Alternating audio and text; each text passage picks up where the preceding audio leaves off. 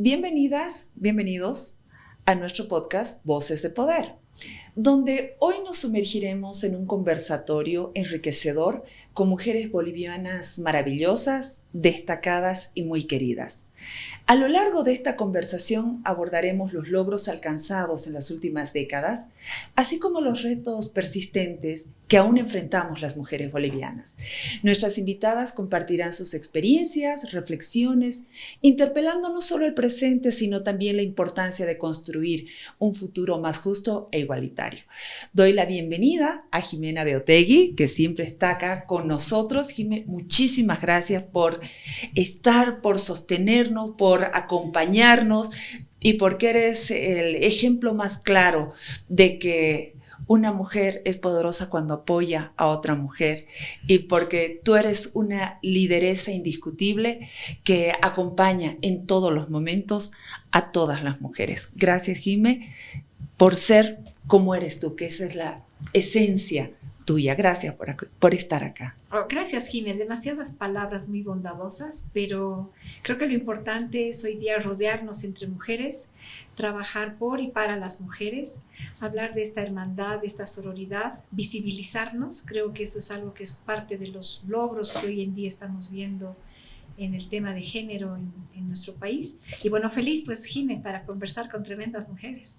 Así es, y bueno, estamos acá con la diputada indígena Toribia Lero.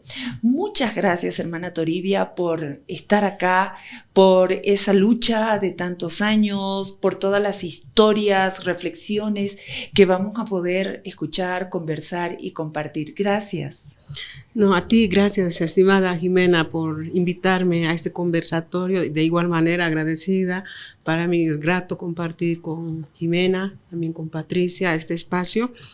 Y decirte que la verdad el día que me invitaste yo me sentí muy honrada porque a veces piensan que yo solamente conozco el tema indígena y no me importa el resto de la problemática del país, ¿no? Entonces, yo al igual que muchas mujeres también soy feminista, ¿no? Entonces, bueno, y es difícil explicar muchas cosas, pero bueno, estoy aquí, vamos a poder compartir, conversar nuestras experiencias y también lo que nos visionamos todavía como mujeres.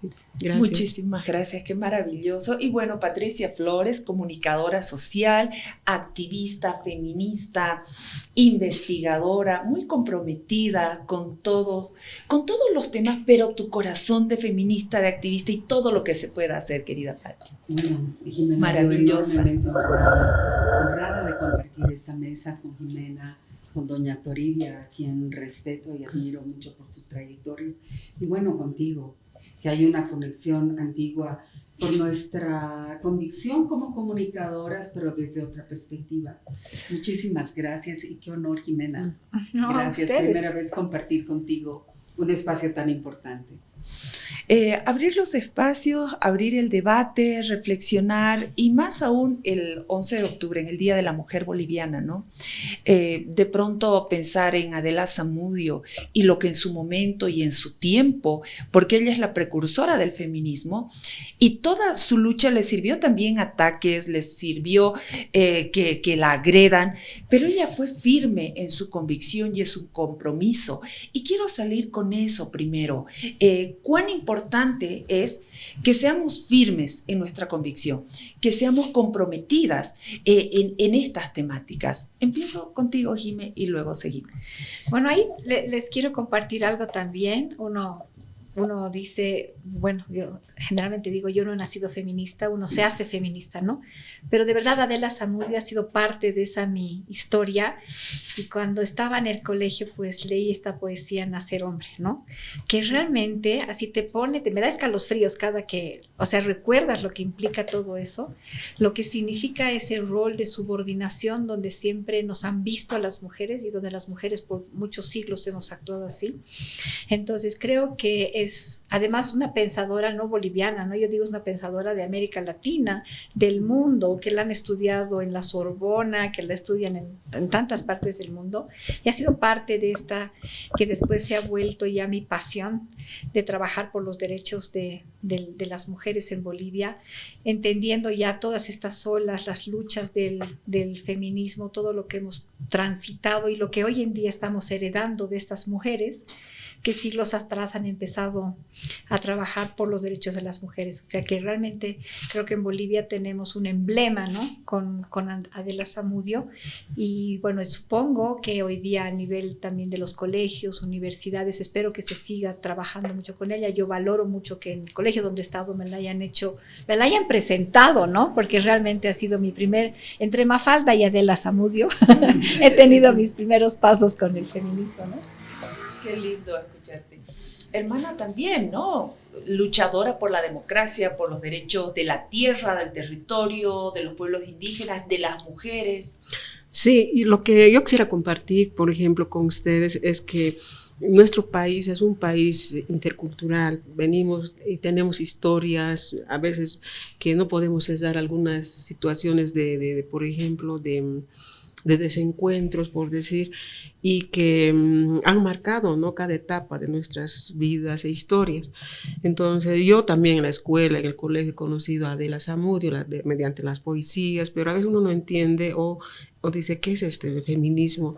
Y no, es que si vas a ser feminista vas a odiar a tu esposo, vas a odiar a los hombres, ¿no? Y siempre venían de eso.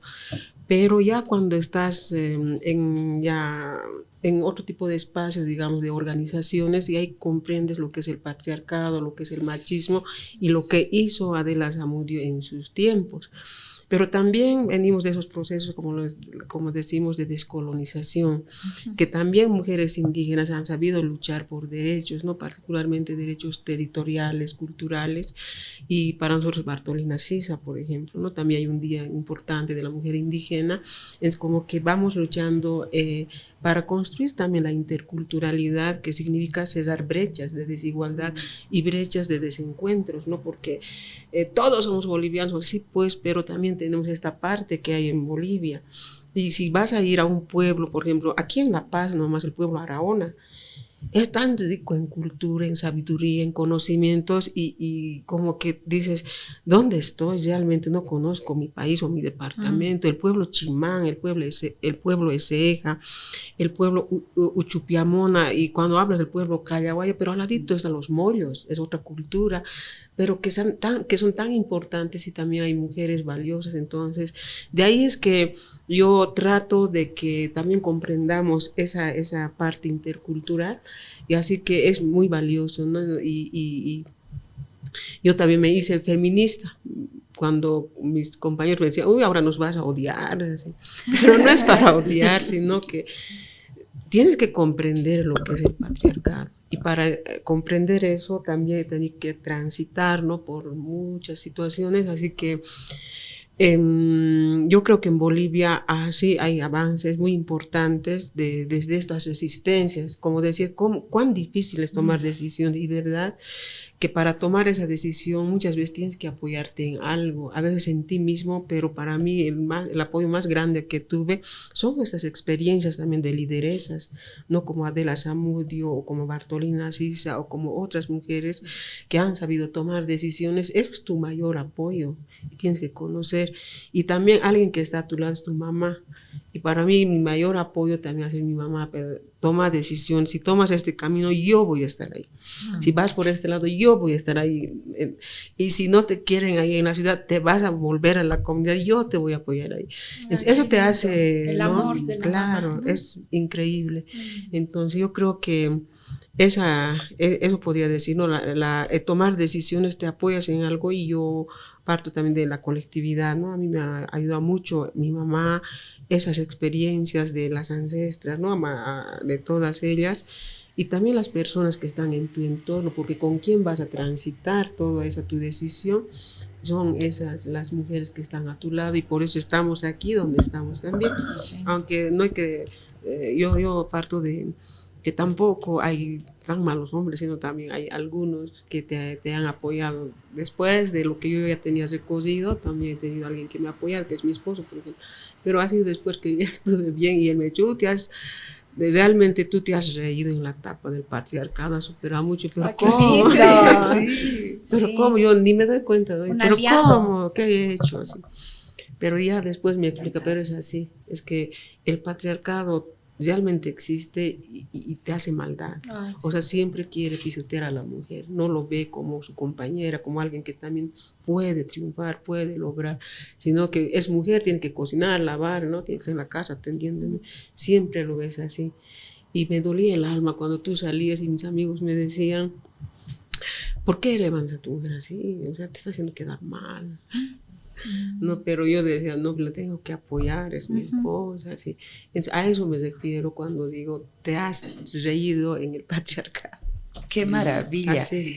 Pati, querida, lo que Toribia, la hermana Toribia nos dice y nos refleja es esa lucha diaria, ¿no? Esa lucha constante de las mujeres bolivianas, esa fortaleza, pero al mismo tiempo esa dulzura, esa dedicación y esa sabiduría que hemos ido heredando de nuestras madres y de la gente que ha estado cerca siempre. Así es, y recogiendo lo que decía doña Toribia, yo creo que como bolivianas y bolivianos tenemos una enorme deuda, porque reconocemos el aporte de extraordinarias mujeres como Bartolina Sisa, Gregoria Paza, sin duda el aporte fantástico, invaluable de Adela Zamudio, pero olvidamos la genealogía que tenemos las mujeres bolivianas en su diversidad. No hemos hecho una reconstrucción, por ejemplo, de nuestras diosas originarias. El universo, el panteón que hemos tenido en el pasado, en su diversidad de las distintas culturas, es tremendamente rico. Nuestras diosas inspiradoras, nuestras diosas de la lluvia, nuestras diosas vinculadas al mundo mítico de la luna, de la creación, del maíz, de la coca, y lo que ocurre en tierras bajas, mujeres tan valientes y figuras y deidades tan importantes que nos han legado hoy esto que llamamos la lógica de la madre tierra, de la Pachamama, pero que ya estaban en los pueblos originarios, ¿no? Entonces yo creo que este es un capítulo pendiente y a veces cuando hablamos de un 11 de octubre, también creo que obnubilamos a otras mujeres, como por ejemplo las heroínas de la Coronilla. Yo estoy convencida de que Adela Zamudio tuvo una enorme influencia de estas mujeres, o de Juaristi Eguino, en el caso de La Paz. Y tengo la sensación que ese es un capítulo pendiente de nuestra educación, de nuestro sistema educativo, que ha hecho una suerte de tamiz borrando a estas otras figuras tan importantes. Creo que no ha habido realmente una política seria de recuperación de la memoria. Pero bueno, estamos transitando con estos avatares y yo creo que también esta fecha, este 11 de octubre, lo debemos también en buena medida a la primera presidenta boliviana, a la segunda de América Latina, que fue Lidia Gayler, que con sus luces y sus sombras fue una valiente y una política extraordinaria para el país. Militó contra adversidad de un mundo patriarcal muy tenaz. Y, ¿no? Exactamente, enfrentó la dictadura, pero por otro lado fue víctima también de un golpe de Estado muy cruel. Apenas dejaron que transite un año en el poder, la sacaron de una manera tan dura, con un golpe de Estado que le costó mucho a este país. Pero bueno, quizá esos son los avatares de la historia boliviana en su diversidad, en su polifórica mirada con matices a veces tan crueles, ¿no? Una suerte de tragedia donde las mujeres están mostrando ese otro lado, ¿no? De la no violencia y de construir una sociedad mucho más inclusiva, capaz de tender puentes. Por eso para mí esta mesa, en este sentido, es fantástica. Tenemos una representante indígena que tiene una larga lucha. Tenemos una representante del mundo empresarial muy tenaz que lleva adelante un desafío tan importante.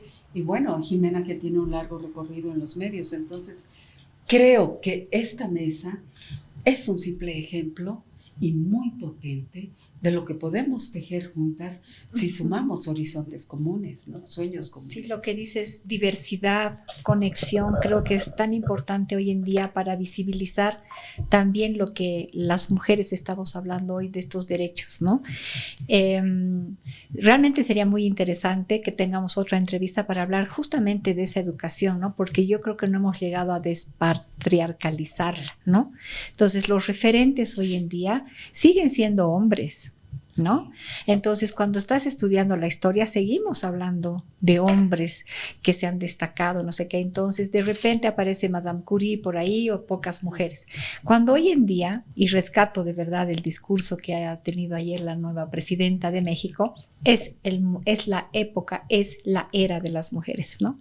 Es la era de las mujeres y algo que, entre paréntesis, también es algo que trabajo mucho y es este lenguaje inclusivo, donde ella dice, y se dice presidenta, ¿no? Porque creo que eso es tan potente de revalorizar que es una mujer la que manda, es una mujer la que está tomando decisiones, inclusive en las profesiones, ¿no? A veces te dicen, no se dice abogada, no se dice ingeniera, no sé qué. Yo tengo muchos problemas con la Real Academia de la Lengua, ¿no? Porque además te dicen, pero sí se puede decir sirvienta, ¿no? Y a mí me parece absolutamente incomparable, porque te das cuenta la connotación de que sí puedes feminizar un cargo de esa naturaleza, pero no podrías decir presidenta. Entonces, con esto quiero decir que realmente en Bolivia tenemos que hacer esta conexión, estas cosas que tú estás diciendo, ¿no? Tenemos que conectarnos entre las mujeres, trabajar estas hermandades y empezar a hacer oír también cuáles son nuestras demandas en políticas públicas, ¿no? Yo creo que un 11 de octubre tiene que revitalizar eso, y algo que sí creo que Bolivia tiene un liderazgo importante y se lo ha hecho gracias a esta nueva constitución política del Estado, que hoy en día tienes mujeres en la Asamblea Legislativa, tienes mujeres diputadas y que somos un referente en el mundo. Posiblemente al principio los que rechazan obviamente eso te dicen son cuotas biológicas o por qué tiene que ser 50%, tiene que ser por mérito, ¿no? Y empiezan a ponerle todo un poco de basura, ¿no? A lo que significa, pero yo creo que es una gran conquista. Y además escucharla, digamos, a la hermana doña Toribia, que no solamente está representando género, está representando indígenas, está representando esa mujer indígena, ese rostro de mujer que no lo vemos, ¿no? Necesariamente. Yo trabajo en el mundo de las microfinanzas de una manera transversal, trabajamos el tema de género, entender esta interseccionalidad también de las mujeres, ¿no? Somos empresarias, emprendedoras, cuentapropistas, somos madres, país de hogares monoparentales. Qué lindo que usted tenga una pareja que la acompañe, pero la mayoría de nuestro país son hogares monoparentales a cargo de mujeres. Entonces yo creo que este 11 de octubre nos tiene que llevar a reflexionar en estas mesas de cuáles son estos pedidos desde todos los ámbitos de la sociedad, desde todos los sectores económicos, para que podamos empoderar más mujeres. Y para terminar esta mi participación, porque además mujer empoderada económicamente, mujer empoderada, que es dueña de su cuerpo, va a ser una mujer que va a ser menos probable que sea víctima de violencia o que salga de estos círculos de violencia, que además igual nuestro país tiene unas cifras espantosas, ¿no? Sí, yo creo que ha habido un gran tránsito, ¿no? Tránsito y transformaciones desde la lucha de las mujeres, ¿no? De posicionarse en todo lo que es en el mundo político, económico y todo aquello, en tema académico, por ejemplo. Sin duda hay un gran avance, pero también reconozco, ¿no? Que erradicar o luchar contra el patriarcado sigue siendo fuerte, es muy fuerte a pesar de que hay normativas, ¿no? Pero se fortalece y lo vemos cada día más, las agresiones contra la mujer son más brutales, los feminicidios, por ejemplo, las violaciones a las niñas, ya parece que se le da inclusive la potestad a un presidente, puede hacer lo que le dé la gana. No, y esa situación yo creo que habría que cuidar, pero a pesar de todo, sí, tenemos en el Parlamento 50% de las mujeres, ahí estamos, hay indígenas, no indígenas, hay de todo, pero lo que no estamos pudiendo articular, ¿no? Es una agenda mujer, sin color político, porque ahorita hay todavía tensiones, ¿no? Tú marxista o tú derecha y qué sé yo, las mujeres, ¿no? Y eso es patriarcado, porque desde arriba te dicen lo que tienes que hacer. Peleemos, que nos Claro. separemos. ¿Y quiénes están en el campo de batalla, en el Parlamento? Las mujeres, y los hombres mirando ahí. Entonces nos falta todavía, creo, un poco de madurez y eso les decía también a las hermanas, a otras también que son de otro partido, a las del MAS, porque ustedes ya van a estar 20 años casi consecutivos administrando el poder, pero en esos 20 años no han podido lograr que una mujer ahora sea candidata presidencial y están detrás de Evo, a pesar de que tiene tantas cosas por detrás y siguen apoyando ciegamente. Eso es patriarcado, eso es machismo, ¿no? Y después dicen, estamos luchando contra el patriarcado, están pasando talleres de capacitación para luchar contra el patriarcado, salen de ahí otra vez. Entonces como que nos falta tal vez madurez, qué sé yo, pero a pesar de todo hay ciertos avances, ¿no? En cuanto a espacios de poder, espacios de participación desde las comunidades, qué sé yo, pero falta. Yo creo que ese es el gran desafío, luchar contra ese patriarcado y que no te... A ver, en los loteadores nomás, las mujeres están metidas ahí, los loteamientos, las ciudades están charqueadas prácticamente. Ahí están mujeres, hombres loteando las áreas verdes y todo. Hasta las aceras, hasta los huaicos están loteados. Pero hermana, por lo menos deberían sobrar para que se construya, qué sé yo, centros infantiles para dejar a los niños ahí como guarderías, ¿no? Y son espacios tan importantes para las mujeres, para que vayan a trabajar, pero no hay ni para eso, nada. Entonces tienes todavía en la mente de que tienes que seguir al hombre lo que te dice. Porque cuando me decía mi hombre, no te has leído en el patriarcado, claro, yo decido, le digo, sabes, tengo un viaje a tal lugar, tengo que ir aquí, bueno, ¿no? Entonces tampoco le impongo, sino a veces le socializo, tenemos viaje a tal, no tenemos nada, trato de compartir, ¿no? Entonces, pero antes no era así, tenía que pedirle permiso, te cuento que me han invitado, ¿puedo ir? No vas a ir. Pero después no, esto me va a dominar. pero lo que tú estás diciendo, entonces, Olivia, eso no funciona en todos. Tú eres un ejemplo. Y posiblemente tu esposo también. Sí, y eso yo creo que es bien importante, por eso, y justamente para saber un poco más de eso, he tenido que hacer diplomado en descolonización, ¿no? En despatriarcalización, que siempre las teorías, que yo me dolía hasta mi cabeza para entender las teorías de aquí, de allá, y al final yo mismo me he comprendido que no, me va a imponer y ya no voy a poder yo... ¿no? O sea, ¿cómo te domina el hombre? De verdad que y mis hijas me han ayudado también. Vamos a lavar el baño, cada una estaba en la lista. ¿Y por qué él no está en la lista? Si le pongamos a la lista. Claro. Ya. ¿Y por qué me han puesto aquí? Así. Pero no, pues es que no somos una familia bonita y ahora todos vamos a lavar el patio. O sea, y así hemos empezado como que yo lo veo eso armónico, digamos, ¿no? Pero ha sido una lucha larga también. Otro día les contaré cómo fue eso, pero tienes que transitar tantas cosas, llorar, caídas, y ahí la mamá está, es tu hombro, tu confidente, a la que le cuentas, la que te dice, y te vuelves a parar, ¿no? Yo he transitado por eso, pero sí he comprendido la importancia, ¿no? De que tiene que haber diálogos, tensiones y también negociar. Yo sé, ¿qué voy a negociar yo con mi esposo? Nada. Pero mi mamá me ha dicho, tienes que negociar. Entonces aprendí a negociar. Hacer acuerdos, ¿no? De verdad que yo, ¿qué es esa palabra negociar? Yo no negocio nada, pero de verdad que acuerdos, negociar y ya, eso te ayuda. En la política es lo mismo, ¿no? Lo mismo. Así que a veces te pones terca, así. Si voy a ceder un poquito, me van a decir que soy marxista. Y las del marxismo, vas a decir que vas a ceder, te van a decir que eres petita. Pero no. Así que estamos tensionados todavía y no estamos pensando en la mujer como mujer. Así, y con eso termino. De la organización que yo vengo, Betty también es de la misma organización del proceso, discutimos más todos los días el tema de la defensa del territorio, de la tierra, todos los avasallamientos, los incidentes, todo eso. Pero no hablamos de nosotras. No hablamos cómo estamos nosotros, cómo hemos llegado a la reunión.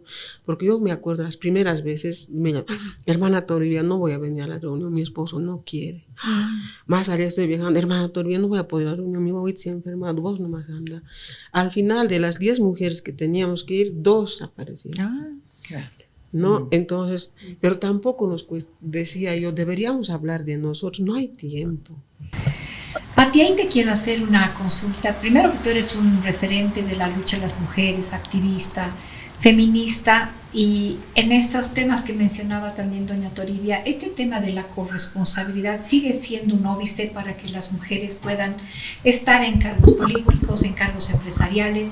Yo lo vivo en el lugar donde trabajo, así muchas mujeres se relegan, llegan a ciertos cargos ejecutivos o mamás, y porque no tienen esta alianza o no han logrado hacer estos acuerdos o no hablamos de la corresponsabilidad en la casa, realmente se vuelve esas famosas escaleras rotas o techos de cristal donde las mujeres no podemos o no pueden avanzar.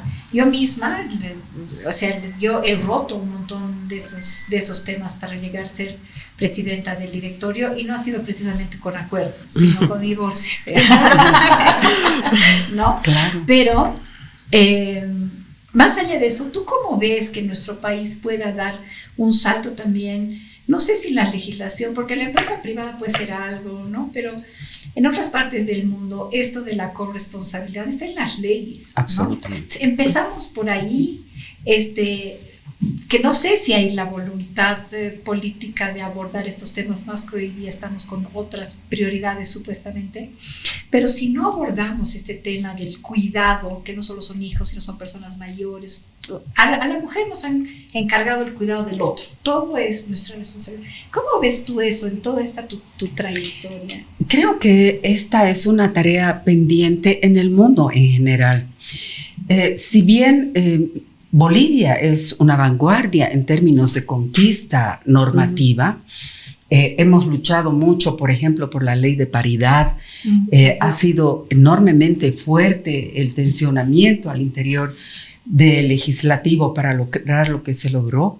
Pero me pongo a pensar que la primera ley contra la violencia intrafamiliar fue el triple o el cuádruple de dura de lo que fue la ley de paridad en el Parlamento.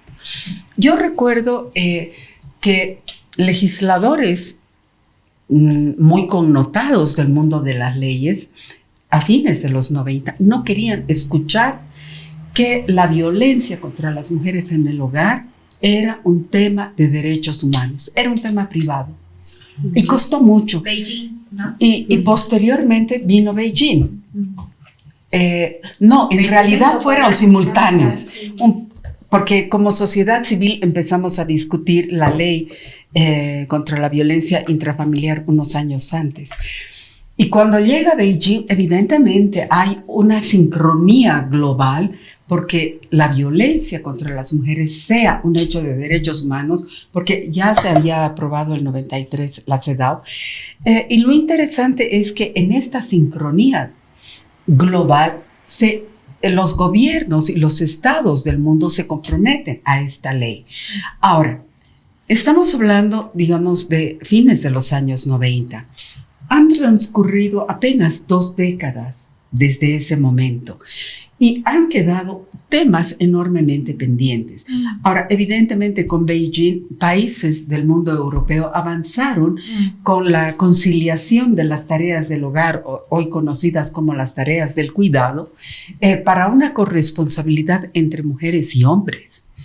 Entonces, hay los derechos conquistados, porque no han sido concesiones de ningún gobierno. Hay los derechos conquistados en el caso de América Latina en general, que se cruzan con los derechos indígenas. Mientras estaba floreciendo toda esta demanda de Beijing, estaba también muy, muy fuerte la demanda indígena con el convenio 169, con el convenio de la OIT, en fin. Entonces hay una suerte de sincronías en América Latina entre la conquista de las mujeres y la conquista de los derechos indígenas. Pero por los temas macro, siempre se relegó el tema de las tareas de cuidado. Y sigue siendo en Bolivia un capítulo absolutamente invisible, endosado exclusivamente a las mujeres. Ahora, evidentemente, cuando las mujeres, hace 20 años venimos hablando, o hace 30, de que las mujeres tenemos doble o triple jornada laboral, es algo que no se quiere escuchar en los ámbitos legislativos para abordar en normativa específica sobre ese campo. Y ahora, también un tema que hay que tomar en cuenta es que la normativa, la ley, no cambia automáticamente la realidad. Es una tarea paralela que tenemos que hacer desde la ciudadanía, desde donde estemos, porque son conquistas que vamos labrando cotidianamente. El ejemplo de doña Toribia con las negociaciones que nos plantea con su pareja son un ejemplo extraordinario de que sí lo podemos lograr. Claro. Pero por otro lado, yo siempre digo, hay que tener cuidado cuando se aprueban las leyes. ¿Por qué? Porque luego de que se aprueba una ley hay una suerte de arremetida de un tejido patriarcal que es como una oleada. Conquistaron esto, pero ahora van a ver, ¿dónde está el presupuesto para esa ley? ¿Dónde está la operacionalización de la ley en políticas públicas concretas? No es solo la ley. No es solo la política pública en la hoja del papel muerto. No, por supuesto. No, ¿dónde están los recursos? ¿Dónde está el personal capacitado? ¿Por qué hoy en día, después de más de una década que se ha aprobado la ley 13, perdón, la última ley contra la violencia hacia las mujeres, 348, se me han confundido los números con la anterior. Cuando se ha aprobado la ley 348, quedan pendientes las instancias que el propio Estado ha aprobado. No tenemos los CIDIFs como se deberían. No tenemos las famosas cámaras Gensel para el tratamiento cuidadoso a las víctimas de violencia extrema. No tenemos jueces y fiscales que trabajen con enfoque de género. No tenemos recursos. Si vemos las cifras, ni el 5% del sistema judicial está con presencia física en todo el territorio nacional. La justicia está como ente concentrado en las capitales de departamento, pero por otro lado, cuando empieza uno a desmenuzar el sistema judicial, cada operador de justicia tiene, y son cifras que ha brindado la propia Fiscalía, tiene más de 1,000 procesos que atender. Y siempre se relegan los temas de los derechos de las mujeres. Una mujer violada, una mujer violentada, tiene que atravesar un largo calvario en busca de justicia. Y eso está evidenciando la fragilidad, la debilidad de un sistema judicial que además es corrupto, donde la justicia se compra y se vende. El caso de estos últimos días, con el supuesto apresamiento del presidente Morales por un tema muy desafortunado para todo un país, muy desafortunado para todo un movimiento indígena, nos devela cuán frágil es la justicia en el país. Y como decía Eduardo Galeano, y con esto cierro, la justicia es como una serpiente que pica a los más y a las más vulnerables. O sea, hay un largo trecho. Sí. Estábamos viendo y yo escuchaba atentamente qué importante tener acá en el programa a mujeres que son luchadoras coherentes por los derechos de las mujeres.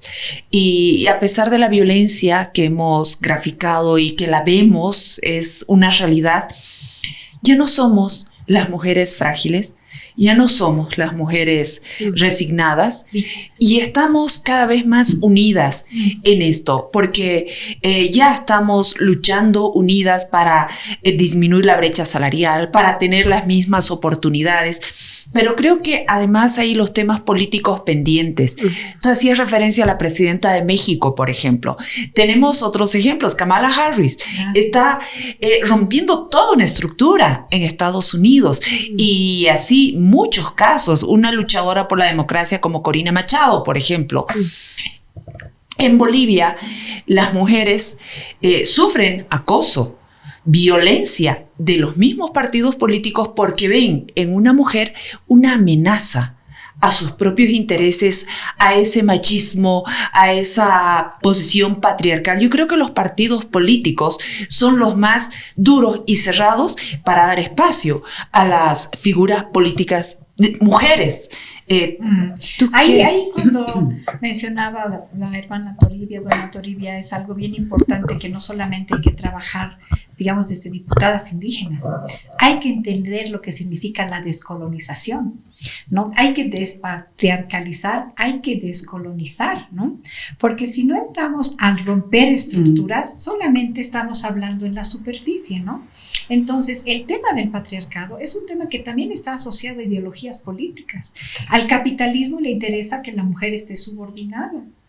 Entonces, y son seguramente conversaciones incómodas, ¿no? Pero creo que hay que empezar a tenerlas, porque si no trabajamos si no penetramos en romper estructuras realmente, no vamos a lograr visibilizar esas mujeres que además yo digo, seguramente si una mujer elegida, promovida desde los ámbitos democráticos, desde los grupos sociales, estoy segura que tendría una legitimidad increíble y que de verdad por esa propia esencia que tenemos las mujeres, que lo mencionaba, ese amor, ese cariño, esa sororidad que nos caracteriza, seríamos un pueblo bien muy pacífico, seríamos un país con otra lógica, ¿no? Pero hay que romper eso y eso es un gran desafío, ¿no? Si me permite, yo creo que a lo largo de estos 15 años ha habido un vaciamiento y una suerte de frivolización de conceptos y de ejes de lucha tan potentes como la descolonización.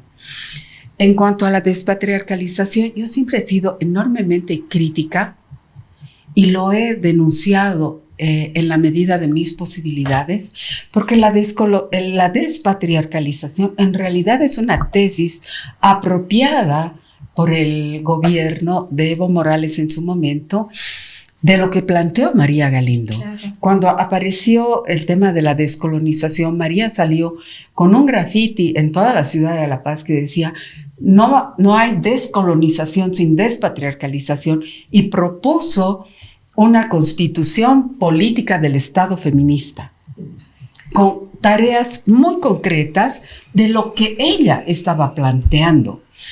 Yo fui testigo de este momento de apropiación cuando se creó la unidad de despatriarcalización en el Viceministerio de Descolonización.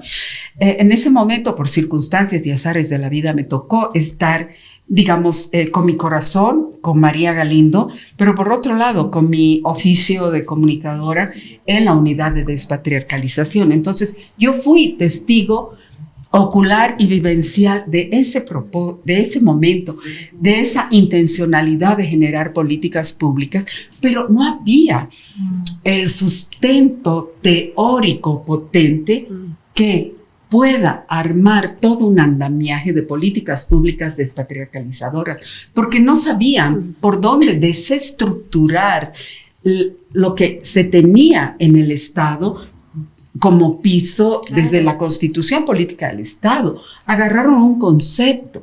Toda la razón. Y vaciaron de contenido finalmente lo que era la descolonización y la despatriarcalización. Y la descolonización no es poner los aguayos y la flor de Patujú. No. ¿Dónde están realmente las políticas públicas descolonizadoras? Donde esté traducido en términos de recursos, la redistribución, la atención igualitaria a poblaciones de tierras y culturas y culturas, digo yo, porque me parece muy potente, de tierras altas y de tierras bajas en un principio de equidad, de justicia. Ha habido un enorme peso andinocentrista que hoy estamos viendo, incluso realidades tremendamente dolorosas de genocidio con población de tierras bajas, gracias a un extractivismo enormemente cruel, Claro. pero y ahí uno se pregunta, ¿dónde está lo descolonizador cuando le das la llave de tu caja fuerte, de tus recursos naturales al imperio chino? Claro. Sin políticas claras. ¿Es eso descolonización? Descolonización desde hace 20 años. Siempre me he preguntado. O sea, es mucho más profundo. Sí, yo creo que en esta parte nosotras apenas estuvimos conociendo el concepto de género, cuando para incursionar, digamos, el abordaje de la situación de la mujer, pero en este caso de la mujer indígena. Teníamos esa confusión de que ¿no? el género y conceptualizar, comprender, cuando nosotras veníamos también yo vengo de esas estructuras de territorios de ancestralidad, como es el Ayllu. ¿No? Yo tengo vivencia, experiencia en ese ámbito. Y ahí, para plantearnos, por ejemplo, la descolonización a través de nuestras estructuras orgánicas propias, como es el Ayllu, hemos transitado también para construir un proyecto que es la reconstitución del Ayllu. Y por eso se constituye el CONAMAC. Y para nosotros la reconstitución del Ayllu era el proyecto político de descolonización, lo que decía Patricia. Tenía que ver con evitar ya en adelante el saqueo de los recursos naturales, el cuidado de la tierra, del agua, del medio ambiente, y también la restitución del poder de la mujer indígena a través de las estructuras propias que son los autogobiernos y el chachahuarmi. En los Ayllus todavía hay eso, no, la mujer nunca está olvidada en las comunidades cuando tienes que asumir autoridad desde pequeñito, porque es todo un recorrido. Entonces la mujer siempre está al lado del esposo, es el matrimonio que se elige para cargos menores hasta llegar hasta Maico, porque el Maico es casi el último cargo. Y yo cuando... ¿Hay Maico mujer? No, es Mamataya. Mamataya, ¿no? Son estructuras a la cual yo conozco ese ámbito. Entonces, la descolonización para nosotras era la restitución de nuestros autogobiernos. Y nos planteamos la construcción del Estado plurinacional, aunque no sea es europeo, es pero de donde sea que venga, pero nos visionamos que debemos convivir entre todos y todas. Y en el marco de una interculturalidad que haya respeto. Pero también había otras ideologías que no tiene que irse al cara de Bolivia, tiene que desaparecer, ¿no? O sea, más radicales, digamos. Pero nosotros decíamos, pero ya estamos, ya es Bolivia, ¿no? Bolivia. Entonces ya vivimos aquí, ha pasado todo esto. Obviamente no vamos a borrar la historia, no vamos a olvidar la historia, pero sobre lo que hay, construyamos un nuevo país, ¿no? Y ahí viene la descolonización, y la descolonización es justamente acabar con el racismo, acabar con las brechas de desigualdad, acabar con todo lo perjuicioso que todavía era muy enraizado. Entonces de ahí nos proyectamos nosotras, ¿no? Y ya tenemos una hermandad profunda con las hermanas de Tierras Bajas, trabajamos junto a mujeres lideresas, cuando también su organización muy patriarcal como de nosotros y a la nacional, ¿no? La CIDOB, la CONAMAC, y en la CIDOB toditos eran hombres, solo la Secretaría de Género era de la mujer. Pero el último año hasta esa secretaría se la quitaron a las mujeres. Hombre era el secretario de género. Y ahí es donde las feministas, ¿no? Apoyaron a las mujeres, y las mujeres se enojaron, obviamente no sabían qué hacer, y nos vamos a dividir. Ahora vamos a hacer la CENAMIB, la Confederación de Mujeres Indígenas de Bolivia, ¿no? Y las Bartolinas dieron un grito al cielo. ¿Cómo? nosotras somos las únicas, pero las amazónicas dijeron, no, ustedes no nos representan, ustedes son andinas.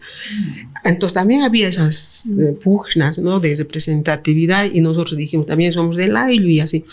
Entonces ellas rompieron, dividieron su organización, y la CIDOB se quedó como la asociación de puro hombres, y las CENAMIB se empoderaron y lucharon fuerte, y esas mujeres fueron las que lideraron también, han sostenido la marcha, la 8ª marcha en defensa del TIPNIS, Justa Cabrera, porque empezaba, la Berta Bejarano, hay lideresas muy valiosas en el Oriente, pero si no se hubieran posicionado así, defendiendo sus derechos como tal, nunca hubieran constituido su organización de mujeres indígenas a nivel nacional, y nosotras nos quedamos así porque en el CONAMAG es el matrimonio que llega a ser autoridad, y las mamás decían, no me puedo separar de mi tata.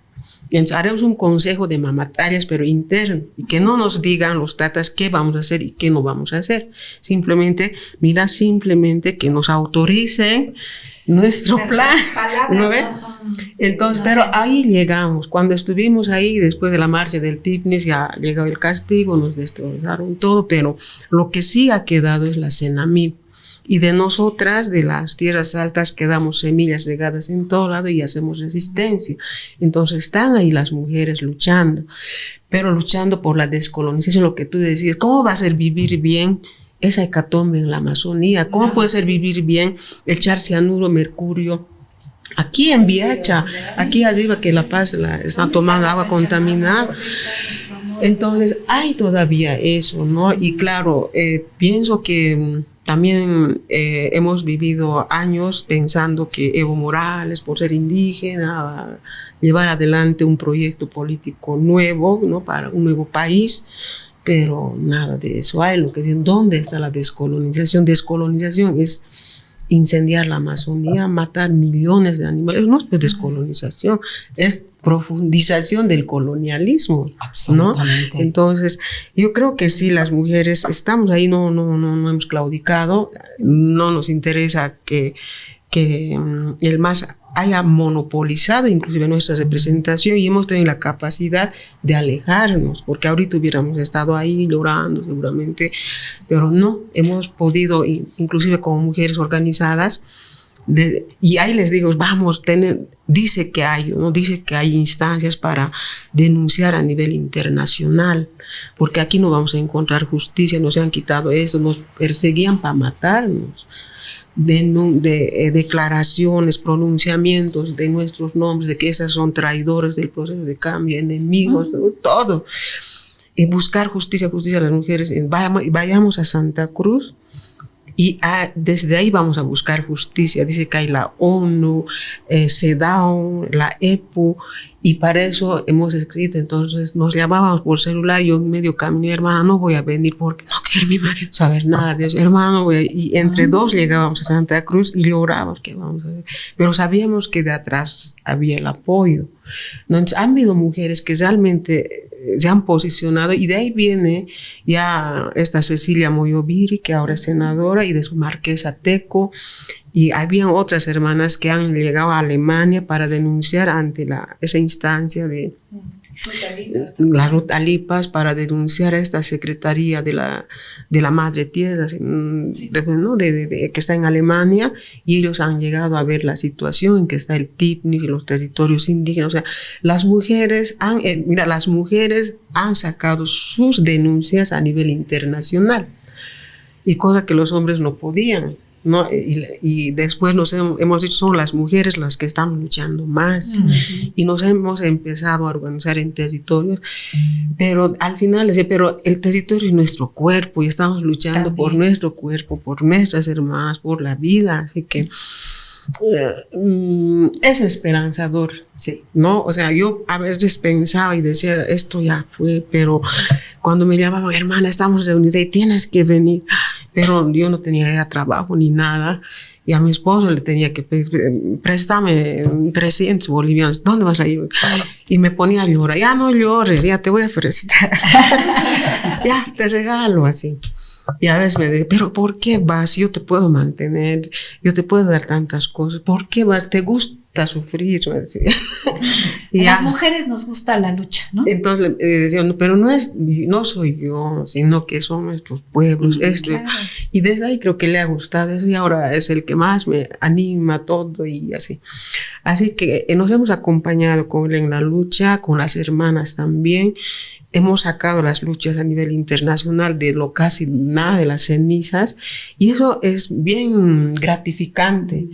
Y no solamente para nosotros, mira, ahora estoy con ustedes, me dicen, tú eres una mujer valiosa. Digo, sí, mío, qué bien, ¿no? Entonces es gratificante para nosotros, y las hermanas siguen luchando en el territorio. Sí. Y cuando yo he asumido este cargo, yo no quería asumir, obviamente, porque nos odiaban tanto, y me animaron, Dori, tienes que llegar al Parlamento. Ahí tienes que abrir otro bastión de lucha, ¿no? Entonces, como que hemos reflexionado, sí, pues yo estoy aquí, yo soy la bastión de lucha, ¿no? Entonces son... ¡Qué historia! ¡Qué lindo! Hermoso. Y yo he venido sin aguayo, por ejemplo, ¿no? Yo no estaba... Y mi mamá vivía todavía, el COVID se lo llevó. ¿Y cómo has hecho tu campaña? Me dice, hemos dicho esto, así, no las promesas, que cuando ensayamos gobierno vamos a hacer esto, aquello. Bueno, pues eso es lo que te tienes que cargar en el aguayo. ¿Y quién me va a dar el aguayo? Pero pues alguna hermana debe tener que te haga cargar el aguayo. Eso es tu compromiso. No te olvides de eso. Y desde ese día me tenía que cargar el aguayo porque mi mamá, no, o sea, ella tenía su cama.